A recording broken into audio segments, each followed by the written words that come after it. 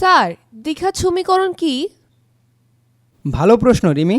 ধরো একটা আয়তক্ষেত্র আছে যার ক্ষেত্রফল 20 বর্গ সেন্টিমিটার। এর দৈর্ঘ্য যদি হয় 1 সেন্টিমিটার আর প্রস্থ যদি হয় x-3 সেন্টিমিটার, তাহলে ক্ষেত্রফল হবে। এখন উভয় পাশে 20 বিয়োগ করলে পাই। এটাই এক চলক বিশিষ্ট দ্বিঘাত সমীকরণ, কারণ এখানে চলক একটাই x আর এর মান সর্বোচ্চ ঘাত 2। স্যার এখন কিভাবে এক্স বের করব? আমরা উৎপাদকে বিশ্লেষণ পদ্ধতি ব্যবহার করব। 20কে এমনভাবে ভাঙতে হবে যাতে গুণ করলে বিয়োগ 20 আর যোগ করলে বিয়োগ 3 হয়। -5 আর +4। অসাধারণ। তাহলে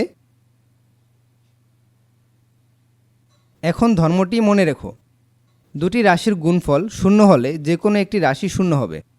তাহলে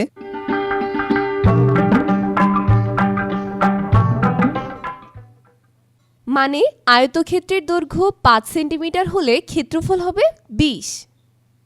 একদম ঠিক বলেছ। এভাবেই বাস্তব সমস্যা থেকে দ্বিঘাত সমীকরণ তৈরি করে সমাধান করা যায়।